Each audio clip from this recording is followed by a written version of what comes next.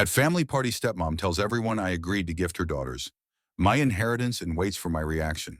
My stepmother's voice sliced through the chatter like a knife through butter, sharp and deliberate. Oh, didn't Emma tell you she's graciously agreed to give her entire inheritance to Chloe and Mia? The room froze, forks clinking awkwardly against plates, as every eye at the family party turned to me, waiting for the meltdown she clearly expected. I stood there, my heart pounding so hard I thought it might crack my ribs. The fairy lights twinkling above the dining table felt like a cruel mockery of the warmth this gathering was supposed to have. My father's old house, now my stepmother Linda's domain, was packed with relatives, cousins, aunts, uncles, and the neighbors who'd known me since I was a kid. They all stared, some with raised eyebrows, others with pity, as Linda leaned back in her chair, her lips curling into a smug smile. Chloe and Mia, her daughters, sat across from me. Chloe, 16, fidgeted with her napkin, her eyes glued to the table, while Mia, 18, met my gaze with a defiant smirk that mirrored her mother's. This wasn't just a family dinner. It was an ambush. Let's rewind. My dad passed away 3 years ago, leaving me a modest inheritance, his savings, a small cabin upstate, and his old bookshop, which I'd been running since I was 22. It wasn't a fortune, but it was mine, a tether to the man who raised me alone after my mom died when I was 6. Dad was my rock, my cheerleader, the one who taught me to love stories and stand up for myself. Linda came into our lives when I was 15, a whirlwind of charm and ambition who swept Dad off his feet. She was kind enough at first, but after they married, the cracks started showing. She'd nudge Dad to prioritize Chloe and Mia, her daughters from a previous marriage, over me. Little things at first: new clothes for them, extra lessons, vacations I wasn't invited to. I didn't mind much. I had Dad. But when he got sick, Linda's focus shifted to his will, and I felt her eyes on my inheritance like a hawk circling prey. I was 25 now, trying to keep the bookshop afloat while studying part-time for my literature degree. Linda had been pushing me for months to share my inheritance with her girls. It's only fair, she'd say, her voice dripping with faux sweetness. They're your sisters now. I'd never agreed to anything. In fact, I'd told her, politely but firmly, that the inheritance was my dad's legacy to me, and I planned to use it to secure my future and keep the shop running. She'd nod, smile, and change the subject. I thought that was the end of it. Until tonight, the party was supposed to celebrate my uncle's 60th birthday, a rare chance for our sprawling family to gather. I'd been looking forward to it, craving the comfort of familiar faces after a tough year. I'd even baked a cake chocolate, my uncle's favorite. But as we sat down to eat, Linda stood up, glass in hand, and dropped her bombshell. Emma's so generous, she continued, her voice loud enough to carry over the murmurs. She knows how hard it's been for Chloe and Mia, and she wants to give them a head start. Isn't that right, Emma? The room spun. My cousin Jake, sitting next to me, whispered. What the hell? I could feel the heat creeping up my neck, my palms sweaty. Chloe looked like she wanted to disappear, her shoulders hunched, but Mia leaned forward, her eyes daring me to contradict her mother. My Aunt Susan gasped audibly, and my Uncle Tom frowned, clearly confused. They all thought I'd agreed to this. They thought I'd willingly given up everything Dad left me. I could have screamed. I could have thrown my plate at Linda's perfectly coiffed head, but I didn't. Instead, I took a deep breath and stood, my chair scraping against the hardwood floor. That's not true, I said, my voice steady despite the tremor in my chest. I never agreed to give my inheritance to anyone. The silence was deafening. Linda's smile faltered, just for a second, before she recovered. Oh, Emma, don't be modest. We talked about this. You said you wanted to help your sisters. Gaslighting, right in front of the entire family. I could see the doubt flickering in people's eyes. Had I said something to her? Was I backtracking now? My cousin Sarah, one of the few who'd always had my back, shot me a look that said, go for it. Linda, I said, locking eyes with her, We never had that conversation. You asked me to give up my inheritance, and I said no, repeatedly.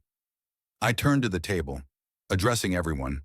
Dad left that money in the shop to me because he knew how much it meant to me to keep his dream alive. I'm not giving it up, and I'm not letting anyone rewrite his wishes. Mia snorted, rolling her eyes. God, Emma, you're so selfish. It's just money. Just money, I snapped, my voice rising despite myself. That's my dad's life work. That's the shop where he read me stories, where he taught me to love books. That's the cabin where we spent summers fishing and laughing. It's not just money, it's him. My voice cracked, and I hated it. Hated that they could see me breaking. Chloe finally spoke, her voice barely above a whisper. Mom, you said Emma was okay with it. The room turned to Linda, and I saw the first flicker of panic in her eyes. She opened her mouth, but I cut her off. Chloe, I'm sorry you were dragged into this. I never agreed to anything. Your mom's been pressuring me for months, and I've always said no. The air was thick with tension. My Uncle Tom cleared his throat. Linda, is this true? Did you lie about Emma's decision? Linda laughed, a high, nervous sound. Lie, no, it's just a misunderstanding. Emma and I talked, and I thought, you thought you could bully me into submission. I said, my voice cold now. You thought you could announce this in front of everyone and force my hand, but you don't get to rewrite my dad's will. You don't get to take him away from me again. The room erupted. My Aunt Susan started yelling at Linda, calling her manipulative. Jake grabbed my hand under the table, squeezing it in support. Mia stormed out, slamming the door behind her, while Chloe burst into tears, apologizing over and over. Linda tried to backtrack, claiming it was all a miscommunication, but no one was buying it. My cousins and uncles rallied around me, their outrage a shield against Linda's scheming. But I didn't feel victorious. I felt gutted. This was supposed to be a night of celebration, of family, and instead, it had become a battleground.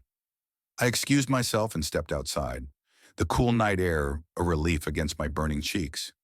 I sat on the porch steps, staring at the stars, trying to hold back the tears. Dad would have hated this. He'd always wanted us to be a family, even after Linda came into our lives. He'd tried so hard to make it work, to include Chloe and Mia, to love them like his own. But this was a betrayal of everything he stood for. Sarah found me outside, sitting beside me without a word. After a moment, she said, you did the right thing. Dad would be proud. I don't know. I whispered, I just wanted to keep his memory alive. You know, the shop, the cabin, it's all I have left of him. She hugged me, and for the first time that night, I let myself cry. Not just for the inheritance, but for the family I thought we could have been. For the stepmother who could have loved me, but chose greed instead. For Chloe, caught in her mother's web, and even for Mia, who'd been taught to see me as the enemy. The next morning, I woke up to a text from Chloe. I'm so sorry, Emma. I didn't know Mom lied. I don't want your money. I believed her. She was just a kid, manipulated like the rest of us. I texted back, inviting her to the bookshop. Maybe we could start over, just the two of us, without Linda's shadow looming. Mia was another story. She posted a rant on social media, calling me entitled and greedy. It stung, but I let it go. She was young, angry, and under her mother's influence. Maybe one day she'd see the truth, or maybe not. Either way, I wasn't going to let her bitterness define me. Linda, predictably, doubled down. She called me the next day, accusing me of humiliating her in front of the family. I listened, then calmly told her I'd be consulting a lawyer to protect my inheritance. She hung up, and I haven't heard from her since. The bookshop is still open, its shelves lined with stories Dad loved. I'm saving the inheritance to renovate the cabin, maybe turn it into a writer's retreat someday. It's what Dad would have wanted, a place for creativity, for connection, for the kind of family he always dreamed of. I learned something that night. Family isn't just blood or marriage. It's the people who stand by you when the truth comes out. It's the ones who see you, not what they can take from you. And sometimes, standing up for what's right means standing alone, at least for a while. What do you think? Was I right to fight for my dad's legacy? Or should I have shared the inheritance to keep the peace? Share your thoughts. I'd love to hear where you stand on this.